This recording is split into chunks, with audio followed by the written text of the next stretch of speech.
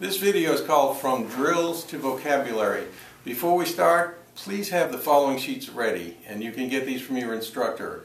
First, one called Resources, one called Application of Minor 7 Flat 5 Drills at page 1 and page 2, and finally one entitled A Standard Progression.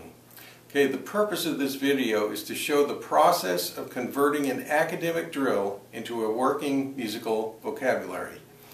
What is an academic drill? An academic drill places theoretical knowledge on the fretboard for the purpose of clarifying our vision of the materials used in improvisation.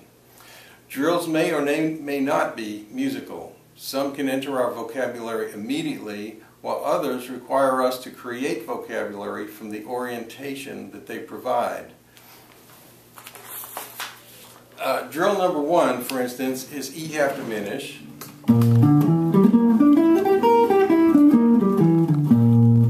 Now, on its own, there's not much there.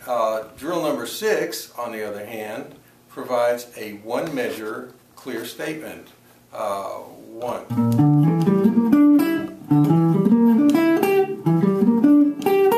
Any of which could be used in that first measure of the progression, the 4-bar progression that we're trying to work on, which is E half diminish, A7, says A7 flat 9 in your sheet, and then 2 bars of D minor. So I've got the first chord, 3, 4, 1. Now what do I do? And that begs the question, in order to answer that question, it might be good for us to look at A7, seeing that is the next chord. A7 flat 9 is written on the sheet. Pull out your sheet entitled Resources.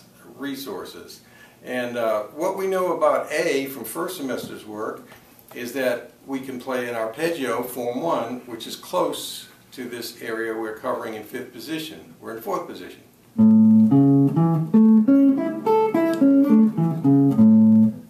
We could convert it into an A7 arp by just including flat 7. 3, 5, flat 7, root 3, 5, reach back, flat 7. We can add the flat 9 into that arpeggio. Root, flat 9, 3, 5, flat 7. Again, root, flat 9, 3, 5, flat 7, root, flat 9. So it's a bit stretchy in parts, but that's the way it lays out. Next, I'm going to try to adjust this to be more into the 5th position. So with just one adjustment, this is item number 4 on your sheet, alternate fingering. Root, flat 9, 3, 5, and now 5th position, switch over to flat 7.